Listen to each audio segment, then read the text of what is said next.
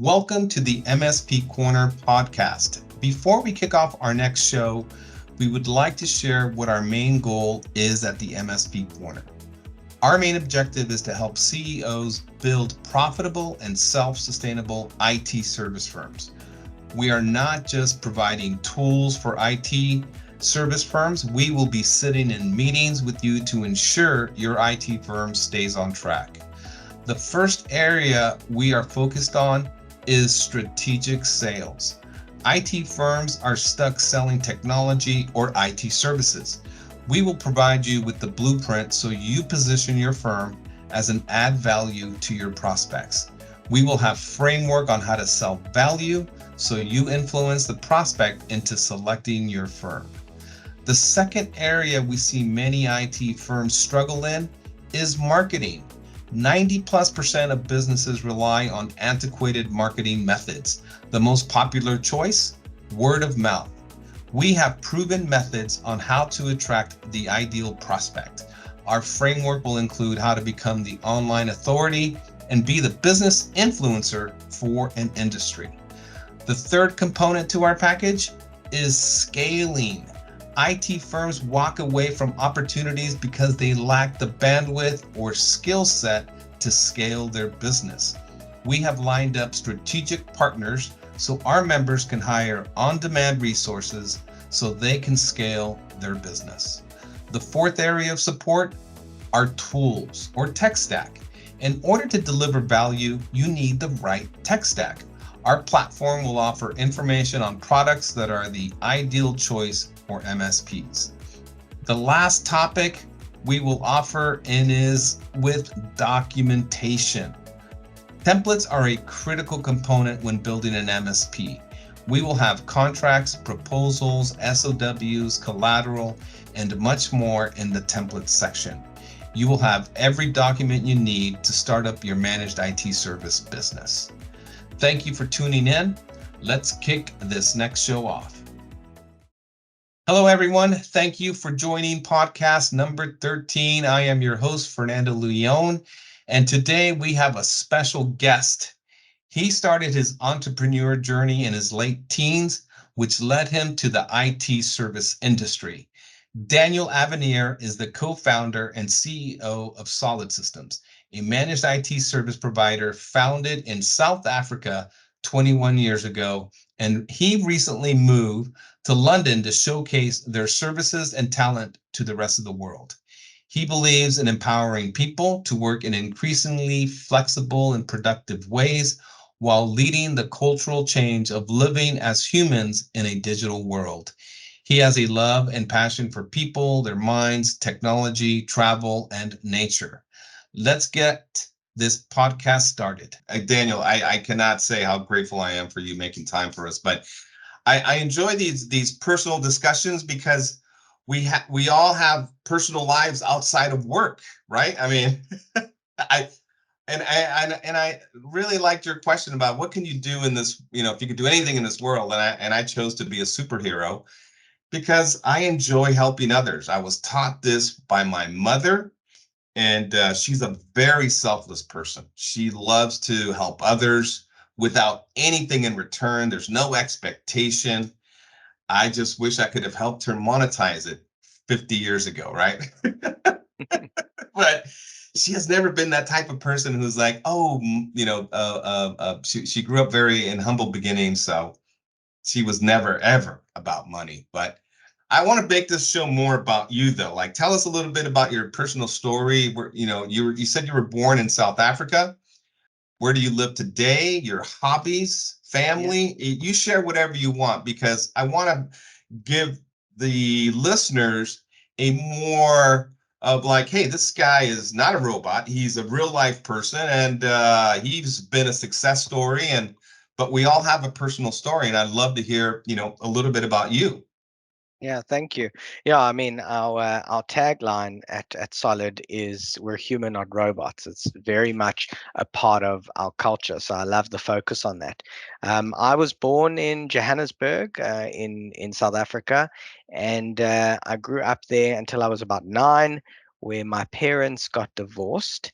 And I guess part of my story is that, we left my father and I have a brother who is younger than me. I have a sister who's older than me, and I was the middle child. And one day my mother came to me, and she came to me in the nighttime with my sister, and she said to me, tomorrow we're actually leaving your dad and the family, and we're going to go to Cape Town and live with my grandparents. And it's funny, I remember that night, I'm actually getting goosebumps thinking about it. And I said to my mom, I said two questions. I was 9 years old. I said to her, but what about my bracelet bangle making business that I Oh, had at school? So okay. from an early age, I was an entrepreneur. And my second question, I think, was like, can I take my TV games? But I was making like Scooby Doo. We had this like little wires made of color, and I used to make bangles and sell them at school. And so when we moved to Cape Town. I actually took the business with me. I opened the Wow. branch at my school in Cape Town, and Nice. I was 9, and I met my business partner Michael Claxton, and co-founder of Solid Systems to this day, and best friend. And we were known as the terrible twins inside of school, and we were a naughty bunch. We grew up in a place called Cape Town. It was a seaside town, and again, it's was simpler times. It was amazing times.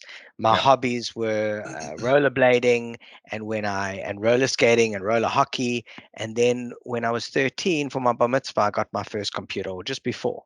And that's, I guess, where my technology journey started.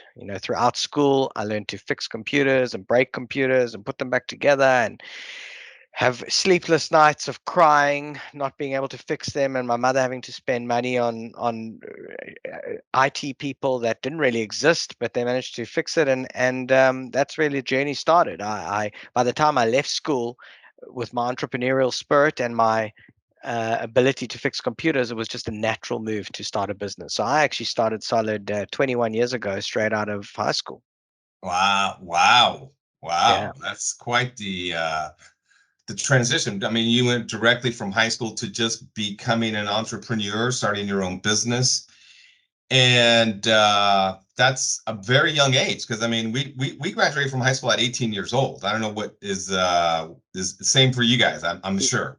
Yeah, well, so I was 1 year late, so I graduated about 19. And people always say you hear entrepreneurship today is it's such a it's everywhere. Everyone wants to be an entrepreneur. Everyone wants to start their own business, and you often hear people say, "Wow, Fernando, you started your own business. Wow, you took a risk. You really went after what you wanted." And I think back to the time again. This theme seems like the theme. Theme seems like it's coming through, this idea of a simpler time. When I finished school, it wasn't like I'm starting a business. I took a risk. Firstly, I had nothing to risk. I had no family. I had hardly any expenses. Yep. I had no expenses. I moved out immediately, but I had a few, but no, it wasn't a big deal. But I had a passion for technology and creation and troubleshooting and just business in general. And so people always say, wow, you took a risk, but I didn't really take a risk. I just followed my passion. That's something I always share or advise, because I have a lot of kids, right? Because I have a 21-year-old daughter, and they come to me asking me what path should I take for a career. And I tell them that it has to be something that's going to make you money, because your passion isn't going to make you money. So you got to love what you do, but you also got to think about how are you going to survive if you do something that you love to do. A lot of the kids today are very torn of they're torn with these decision of, do I go into debt with going to college, or should I follow my passion? I want to be an influencer. And my advice is always to be is to part of it is to follow your passion, but make sure that passion is going to make you money, because you got to eat, you got to live somewhere. And but it's never wrong to follow your dreams. You got to follow your dream of what you want to do in life, because it's when you find that path, you will be a lot happier. you will do what you love, and when you love what you do, it's not really work anymore. It's like you enjoy going to work, you enjoy doing your daily your daily passion, and it's exactly how I feel. It's like this is what I love to do. I love the MSP model.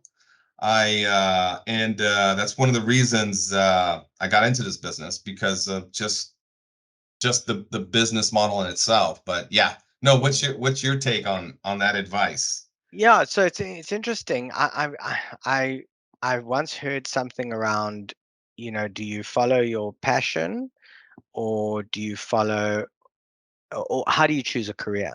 Yep. And I think when you work really, really hard at something and you become the best, and this is not my own thoughts, I heard this and it really stuck. When you work really hard at something and you become the best of it, at the best at doing whatever you're doing, what happens is you feel good because you come Hmm. to work and people look up to you, and you can see that you're adding value and you can teach others, and that makes you feel good, which kind of Hmm. drives you to take the next level, maybe study a bit further in that same field, become the real subject matter expert, and Yep. that drives you further, because now you're feeling even better about yourself, and you because you are the best at what you do.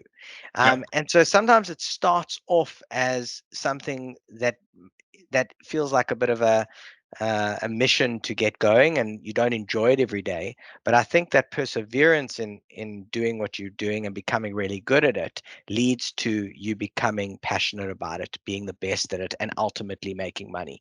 Yeah, I think that sometimes it doesn't look that way when you start, but it develops into a passion because being the best at something makes you feel good. But coming Yes. back to, you were talking about, you love the MSP model.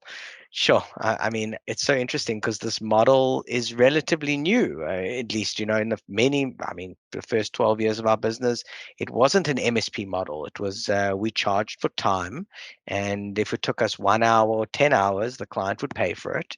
And there was no incentive for us the whole incentive system was completely different. Hmm. So, yeah, it's been crazy. And I think that's part of what, I'm a person who always likes to improve, likes change, likes to find new ways to do things, and just kind of move forward, not stay stagnant. And I think that's what's kept myself and my business partner, Michael, really passionate about what we do, because every 3 years, the business has to reinvent itself in some small way. And every 5, 6, 7 years, it has to reinvent itself in a completely different way. So we've seen those transitions a few times over, and it's been incredible. Now where we're at is just, especially in South Africa, quite different to the US. It's interesting how different markets adopt the cloud at Yep. different times. But Yep. in the US, we find that people still buy kit and servers and host it in their offices and in data centers. In South Africa, I mean, in our client base, well, we're cloud focused, but in most of our competitors' bases as well, we're 80-90% cloud. That's just the way it is. And so that is also completely a shift in terms of the world and how these tools are allowing us to become more, do better work and more efficient and make better decisions. And it's just a mind beep about how the world has changed and how technology has enabled that. Yeah. Oh yeah. No, no, no. I agree. I agree.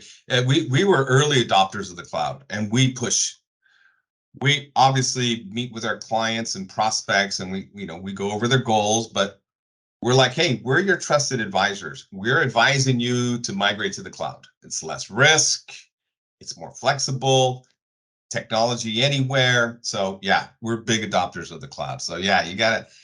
These I still hear of on-prem infrastructures, and I'm like, ugh, this is gonna be a challenge here on how are we gonna get them from on-prem to the cloud. But it's a learning process. It's an educational process. So you just have to be patient with some clients and prospects and just say, hey, okay, this is it's an ongoing collaboration. And I think with today's young guys, let me tell you, these because I talk to a lot of them on Reddit, and a lot of them are young entrepreneurs who are trying to embrace that MSP model. They're still stuck on the break fix model, and I'm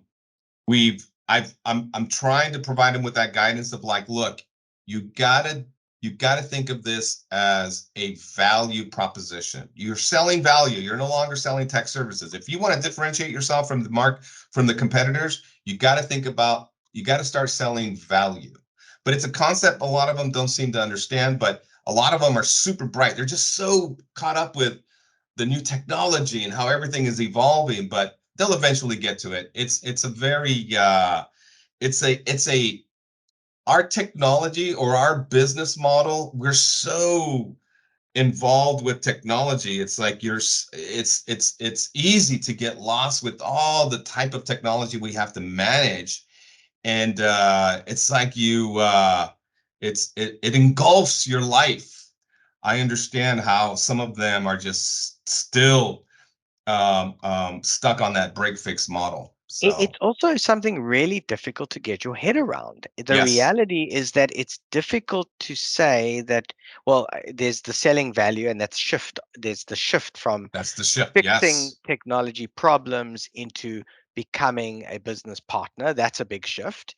big And I shift. think a lot of MSP owners come from being the IT guy and maybe have Yep. grown to 2, 3 people. So that's one thing. And then the second thing is figuring out how to make sure it's profitable is another. I mean, I think we were eating glass for a couple of years on making on how do we actually price these services and how do we make sure that we're still profitable if you're telling the customer that it's unlimited, and Yeah. managing that and getting into a system where you are able to identify unprofitable customers and make changes there, or manage those situations. So I think it's just a complete mind shift. It's easy to know how to sell time because you can push a start button to start the Yep. timer and an end button to end the timer.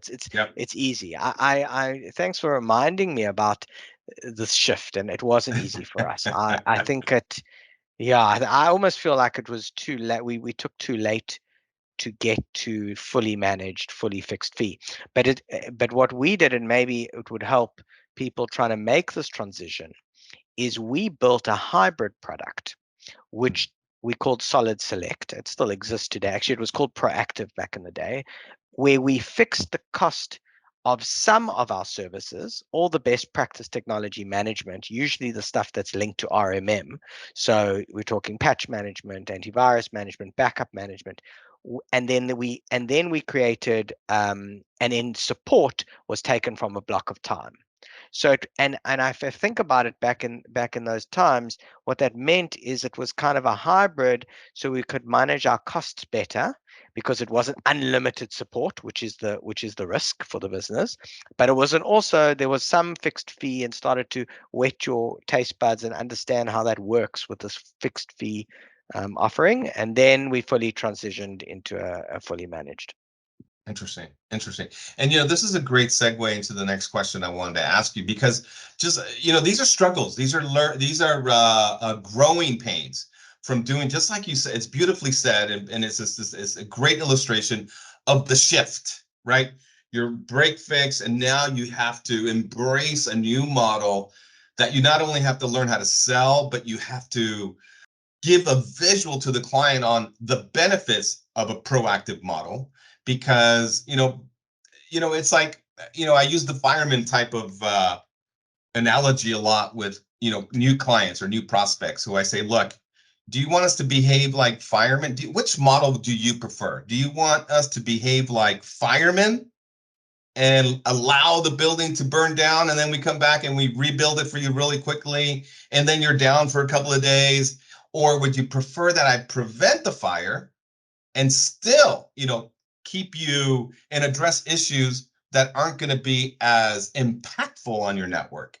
And they obviously say, well, I prefer the proactive model, because it's not only predictable, it's proactive, and you guys are, keeping things, maintained, right? So it was, let me tell you, it was a tough sell in the beginning. It was a tough, especially with the clients, with the break fix clients. They were so used to, oh, I only need you for 10 hours a month, and if I go with the proactive model, I'm paying almost 50% more. I'm like, yeah, but this and that. It was a tough sell, but we decided we're going with new clients. Their only option is the MSP model. There's no break fix anymore. We had to make that break away from it. But here's my question to you. Besides that struggle, besides selling the value, did you guys have any struggles with marketing? And what did you do to overcome the marketing challenge? Tell me, how did you gain interest? How did you generate new business? What did you guys do because I can tell you what we did. We did a lot of email marketing. We went to a lot of networking groups. We went to the Chamber of Commerce. We developed a very strong partnership type of mentality and business. But and we did a lot of cold calling. A lot of cold calling. I did all the cold calling, so I know how much cold calling we did. Nothing compares to online marketing. So I am curious, what did you guys do to overcome any type of marketing struggles? So it's interesting. If I look at where we're at, I mean, we've been around for 21 years. We've got internal marketing. I still don't feel that when you say to me, "Did you nail marketing?" I don't feel I can say I nailed marketing. I think we are like we spoke about it, things shift and change every 6 years. You're Yes. having to reinvent it. So I'll tell you a couple of things we've done, and we've done it all, and we've done so many different things. Outbound mailers, which like automated outbound mailers, we've done it. We've done nurturing. They worked actually quite well at a particular point in time. When we re-picked that up about 2 years ago, they weren't working. We've done cold calling. We've done, I'll leave the best for last, but we've done referrals. We've done we actually started back in 21 years ago with flyers. This also worked amazingly. Flyers in people's post boxes. We've done sponsorship deals. We've done advertising like on like not billboards, but smaller versions of that. We've done a lot. I think that it's one of the most difficult things to acquire a new customer. It's one of the most difficult things about this business is it's hard to acquire new customers. But on the same token, at least in our business, it's very hard to lose a customer. There's a sense of loyalty, there's a sense of risk from the client side, so it's hard to gain, hard to lose. So I would say that I would agree with you that we made a decision a couple of years ago to focus on SEO, and it was a very good decision. It was one of those things where it's the gift that keeps on giving. Yep. You know, if we compare SEO to paid ads like Google Ads, you know, every month you have to pay that same amount every month to get those ads. Where SEO, if you get it right, which is not easy to do, and there's a lot of charlatans out there who will say they'll get it right. It really is an art.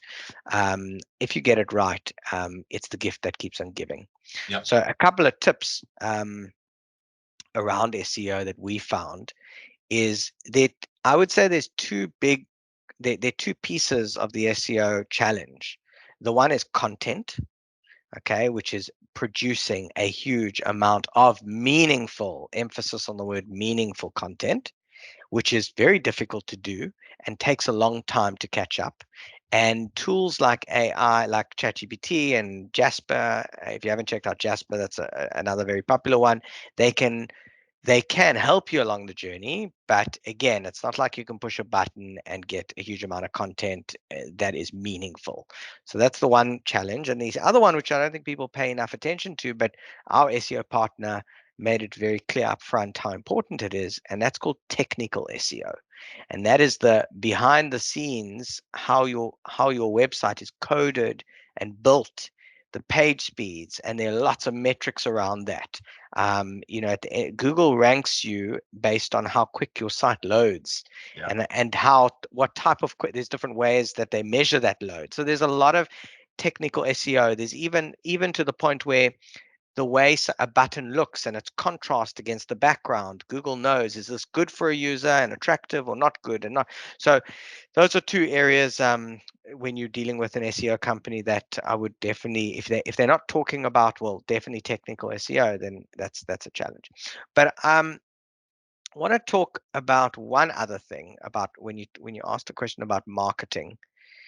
I think, you know, when you speak to IT companies and MSPs, if you ask 10 IT companies for a proposal and a solution, you're probably going to get 7 or 8 different solutions back from them. So as a client, if I go to 10 MSPs, you're going to get 7 or 8 different proposals back. And so that begs the question, hold on a sec, why are there so many different ways to do things? And I think there are different ways to do things. Because different MSPs have different stacks, different MSPs have different techs in those businesses that have different skills. Some are aligned to Microsoft, some are aligned to AWS, or whatever the combination are. And so I think what's important is to ignore the competition and to focus on your business, your stack, and the value that you can deliver to your customers. Without the noise of everyone else. Sure. Because that's what it is. Yeah. And when you do that, at least for us, we've now gotten to the point where our material, our proposal, the way we communicate is really strong. And it's based on our business, our culture, our stack, our people. And so I think I think I took it too long to ignore the competition. So it's a message that I think is important, because that's again almost like a default for entrepreneurs to look at what everyone else is doing. But actually, what it does is takes the focus away from what you can deliver and the value you can deliver to your customer. That's great advice, and I agree with you 100%, because you can get a little distracted if you focus too much on your competition. And I agree. You got to focus on your ideal client profile. Like, who do you want to support?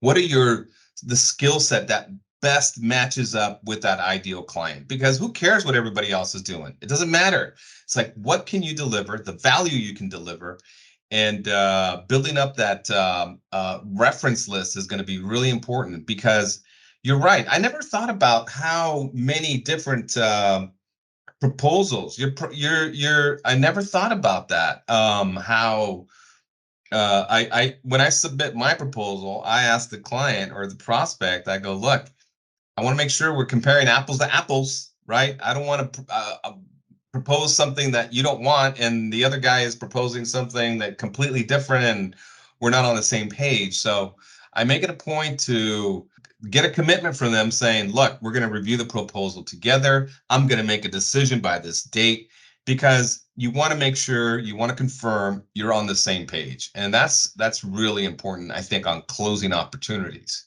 Yeah. So, yeah. But I think a really strong MSP, or where you want to get to, is that it's not about comparing apples and pears.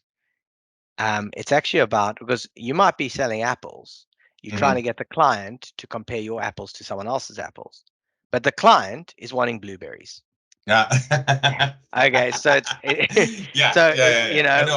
what is the client wanting, and Yes. knowing and focusing on a specific industry or a persona really allows you to get really crystal clear that he's wanting blueberries or whatever, and then it doesn't matter what your proposal looks like in comparison to someone else, because yours shows blueberries and he's selling apples, and what is the customer looking for? Blueberries. It's funny, we're actually talking like this because I was working on a proposal last week for a fruit farmer who sells apples. So interesting.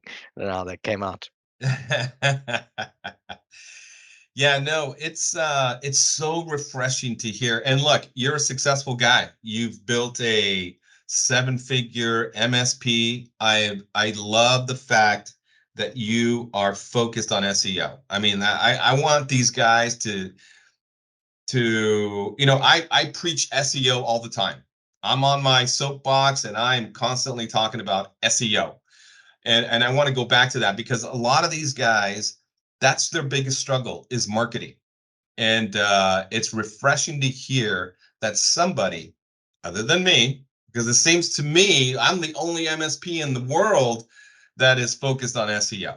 But thank you for sharing that. I appreciate that. And maybe, I know you've got listeners all over the world and all over the States. And I think I just want to maybe talk to or maybe just share that SEO is very much a location-based marketing system. Yeah. What do I mean by that? Is that Google serves results based on where you are. So if you are, and I'm not sure if I mentioned it, I'm in London.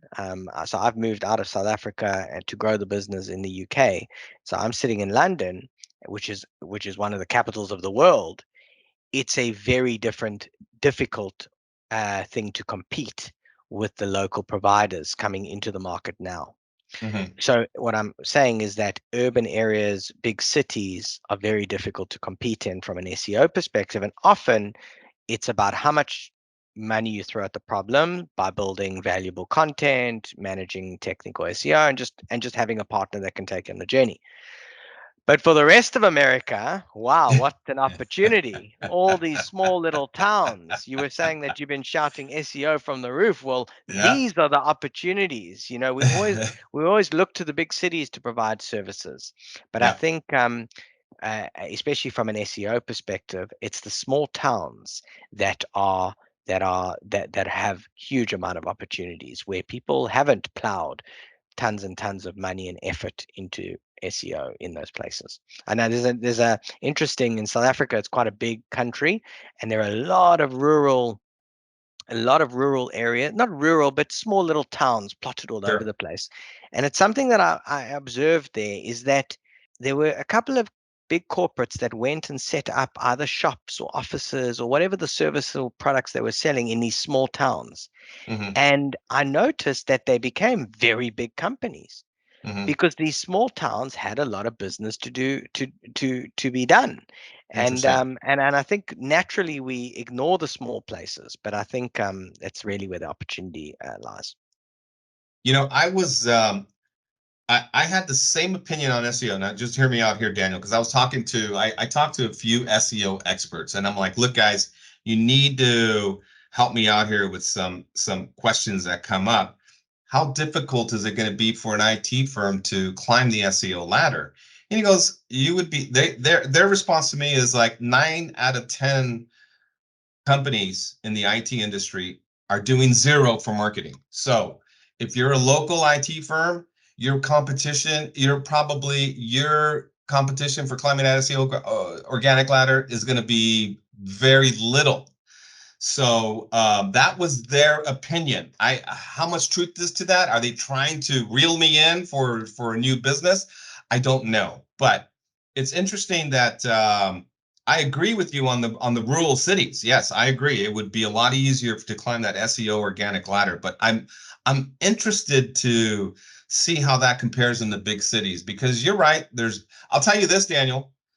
I compete with ConnectWise. I'm sure you know who ConnectWise is Of course. for the white label keywords. There's a lot of white label keywords that we compete with them on, and I rank higher than them organically. And they are, as you know, they're probably 100 times bigger than me, and Yeah.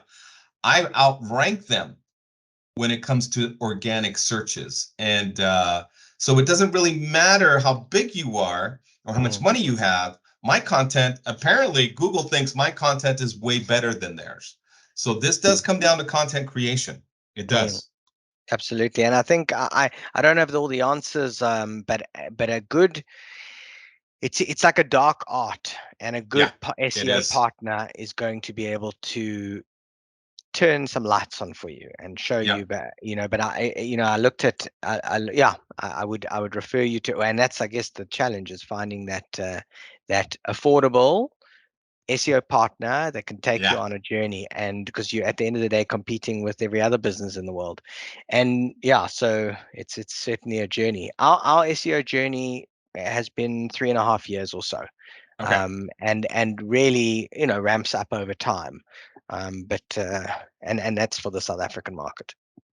Now let me ask you this because I want these guys to hear it from another brilliant business guy who's went from the break fix model to selling the value added model because a lot of these guys are stuck on the break fix and the hourly rate. And I gave a webinar on how to build a profitable fixed cost model, because you're right, you can get into trouble if you have a contract that doesn't clearly state deliverables and what's not included in managed IT services. So we have contracts in place that protect us, because you're right. When you say, oh, unlimited support, well, does that include building servers and onboarding people and implementing new technology? No, it does not. Our contracts clearly state that. And these guys are a little bit nervous on doing that.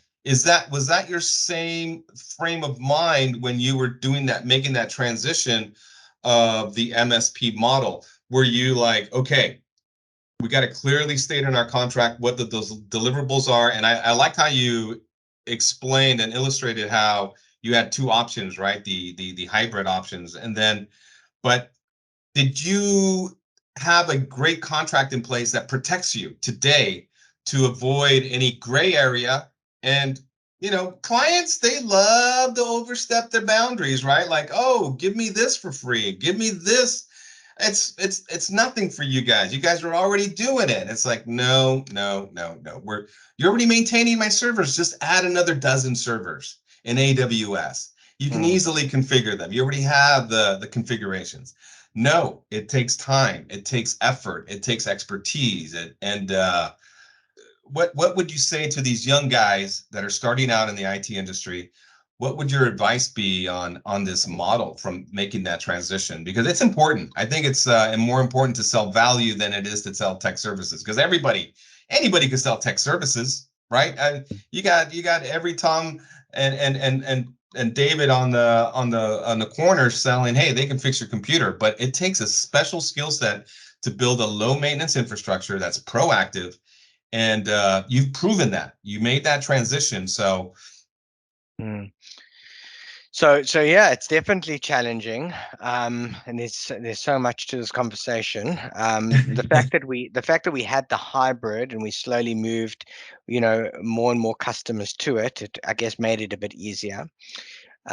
If I can think of, it's so interesting, because I think different regions in the world look at contracts differently. And if I listen to what I hear about the United States, you guys love the law and your contracts, and it's a whole industry. Here we are in the Wild West in South Africa, and I've developed a narrative that firstly, the contract is not worth the paper it's written on, because at the end of the day, it's litigation, and then it's about who's prepared to spend more money in litigation, and it's at the end of the day, we don't fall back on contracts. It's also very difficult and really damaging to a relationship to walk in and say, but the contract says. So it's really about relationships, and it's really about being on the same page. And to this day, I sometimes join pre-sales calls to make sure expectations are aligned. And so I think it starts very much from that first call with customers, new customers at least. It's like, what is included and what is excluded, and this is the way it is. But if I can give one piece of advice, which I think comes up time and time again in our business, is don't get into bad habits. If you give in to customers, or let me say it a different way, customers will take advantage of you as long as you allow them to, or as many times as you allow them to. So when you say, oh no, it's fine, we'll include this project in your monthly services, in your monthly retainer, next time you put a project on the table, they're going to come to you and say, but last time you did it. And so almost like becoming strict up front, make sure that you don't have to deal with the challenge over and over again. And some customers will value you and your professionalism and the fact that it doesn't work for you, and will and value the service enough to understand that that's a no-go. And others won't, but at least you would have mentioned it up front, you would have said no, and they won't try it again. And I think, at least in the markets that we serve, full managed services is the status quo. And so it's not that new. When we started, it was really, and you mentioned it earlier, it was really difficult to convince a customer that this is excluded and this is included. In London, in the UK, it's very, very clear that a lot is excluded from these managed services contracts, and there are additionals. That said, the more you can bundle into your fixed cost, the better. But you've got a tight rope, because if you include onboarding, then you've kind of have to price it into the plan. And if you don't have a real strong value prop and a good marketing position, and you're not clear exactly who your target market is, then you might price yourself out the market. So it's but if you could include absolutely everything except everything at one fee, that would be amazing. But then you got to worry about what that cost is, because it's not nice to keep having to go back to the customer and say, well, this is extra and this is extra. So it's a tightrope, and it does depend on which market, what is the pricing, what is the market pricing generally, although you don't want to look too much at your competition, and again, what you can support and what you can't support. But in just to reiterate, if you get into bad habits, it's very difficult to get out of them. Yeah. Oh, great advice. I mean, that is beautifully said, because you're right. That will get you into trouble, because the clients have long memories. Absolutely. You give something away, they're not going to forget. They're going to store it in the back of their mind, and okay, I'll play that card again if I have to. So yeah. And it shows up, it shows up, maybe a more relatable example is, responding to customers via WhatsApp. So instead of them logging a ticket, they'll send a message to you directly via WhatsApp, bypassing the system, making it more difficult either to you or to your techs, making it difficult to track. And if you're always giving them that service via WhatsApp, then they're going to ignore the ticketing system and always go directly in that way. And so it's almost like you're training the client in a negative way, and it's very difficult to scale. And I think the key with with an MSP business model, true managed services, is systems, processes, and scalability. And so the more you can fit into defined product lines, service catalogs, and processes, the easier your journey will be. Yeah. I'm going to ask you a scaling question here, because delegation is part of that, is going to contribute to you scaling your business. Was delegating ever a challenge for you guys? Did you ever come across a point in your business where you're like, oh my God, I can't give this away, I got to manage it? Like SEO, there's no way I will ever manage SEO. I have to bring in an SEO expert, and I have a great SEO expert, been working with them for over 10 years, and it was something that was challenging for me, because I built our PPC campaigns. I built the SEO. All of that was a lot easier 10, 12 years ago. But today, no, much more challenging. And I had to let go. And I'm a very controlled, I like to control a lot of things. So, but what about you? Because, a lot of these IT guys, they have a hard time delegating. They want to control everything. They want to own everything. And I tell them, if you want to scale, you're going to need to learn how to delegate. Was delegating ever a challenge for you? This is like the marketing question. It's I'm an entrepreneur. Delegating. I'm an entrepreneur. I like perfection. If you want something done, do it yourself. All these things. No, so it's I've definitely made huge traction in this place in my life. I'm definitely a better delegator than I used to be. I think what has made it easier for me is surrounding myself with good people, competent people, and people that I trust, and people that I can work with. Yes. And I think that has helped me delegate, because at least for myself, the struggle of delegation has always been because either I want it done faster, or I want it done my way or the best way, and I think that's my way. But when you've got people that can do it better than you, Mm-hmm. and they're trustworthy, and the trustworthy component is more about your relationship with them and how well you, with the rapport, the understanding, the communication, when that's strong, then yeah, delegation is the best thing ever because you don't have to do it. You can give it to someone who'll do it better than you on time, and communicate when there's challenges. So that for me has been a massive learning. Awesome. Thank you for sharing that.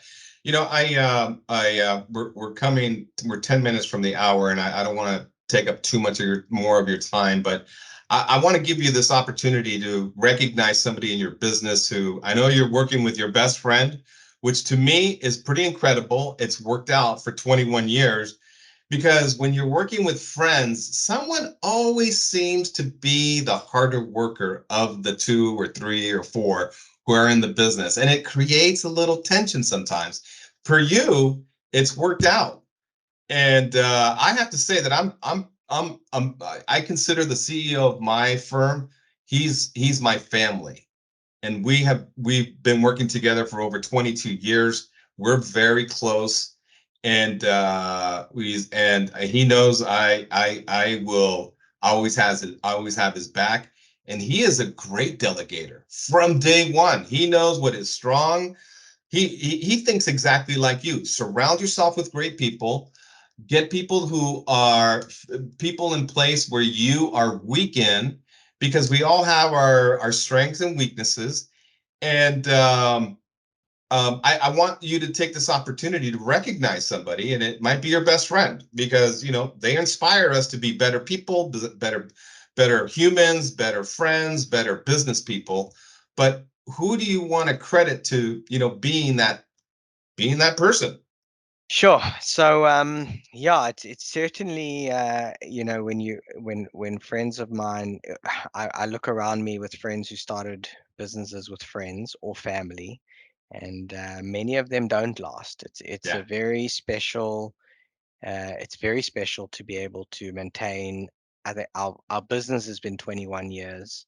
Before that was another 9 or 8 years. So it's very, very special, and we find ourselves in a very unique place to have such a strong friendship and connection to be able to last through ups and downs, and most importantly through growth and age. When we were literally 12, I mean 9, when 10, 11 when we met, and then business started when I was 19. And today we're married. He's got 2 kids. I've moved cities twice. We're on a journey of life. And so I'm very grateful uh, that we are co-founded this business together, and we are invested together in this business, and we both feel, yeah, both feel that we are dedicated to it. When we started this business, I was the one with the tech skills, and my family said, "But why are you starting the business with Michael?" And they said, "You've got all the skills to fix computers." This is at 17, 18, 19. And he had the car. He drove us around to the different grannies and grandpas that had computers back then, and we used to fix them.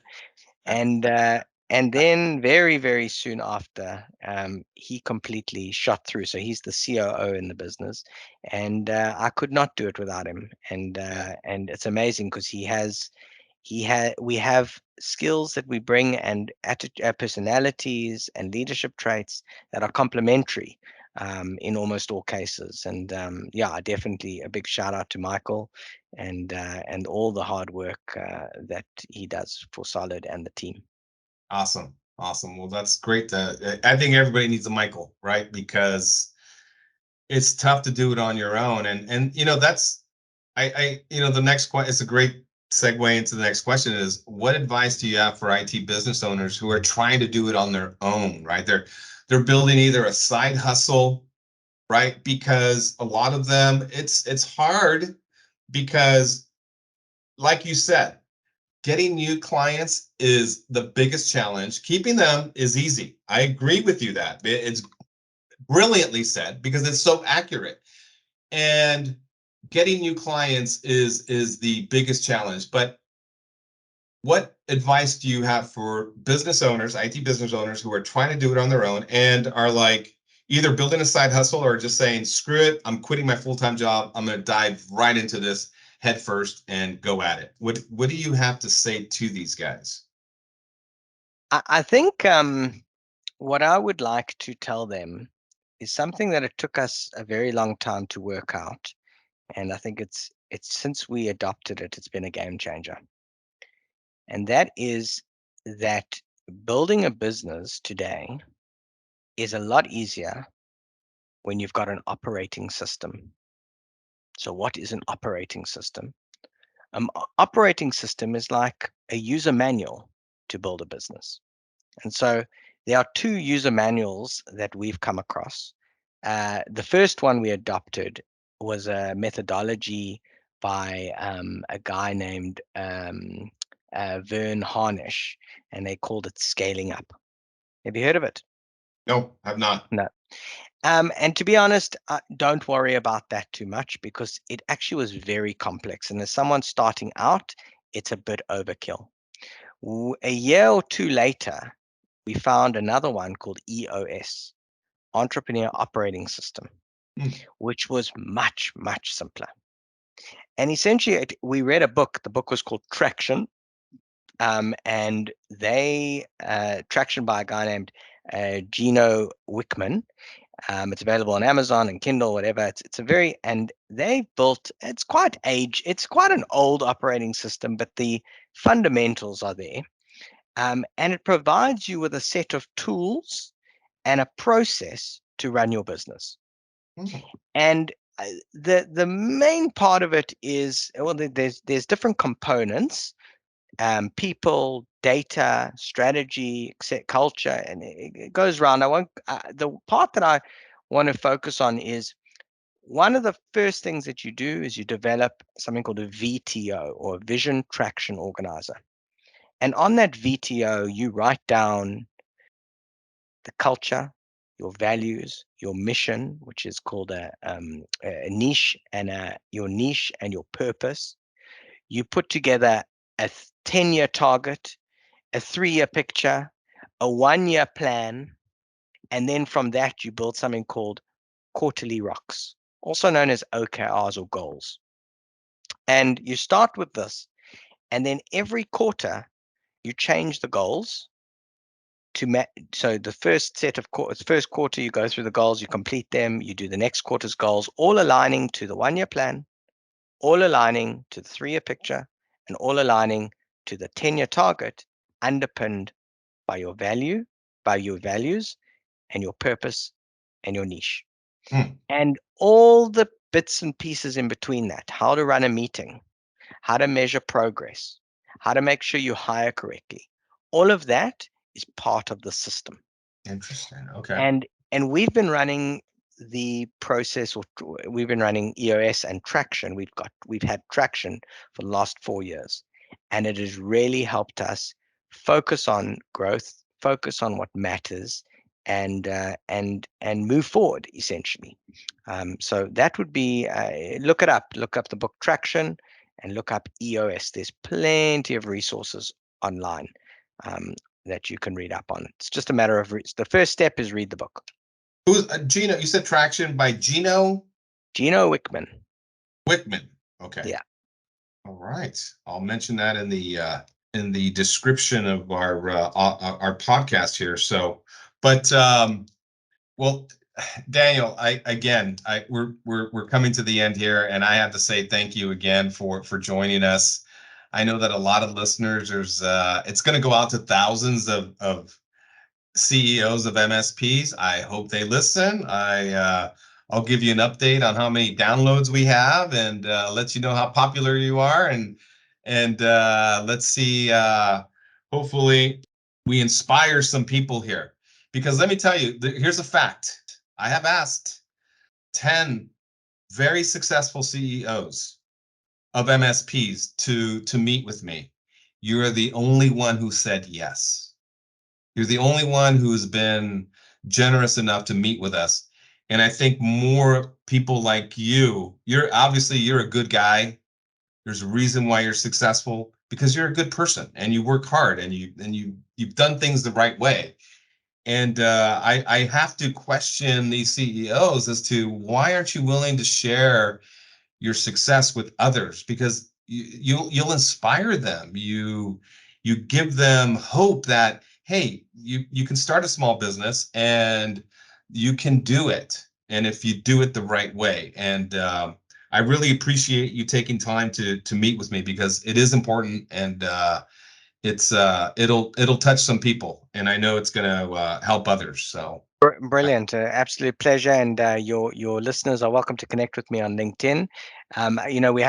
We have a saying at Solid Systems: each one teach one, and I think that's yeah, it's very much part of what we do at Solid. So it's part of the reason I accepted the offer. thank you for listening, and don't forget to sign up to be a member on www.mspcorner.com. Please share our link with a CEO who will find our information beneficial to their business. Have an awesome day.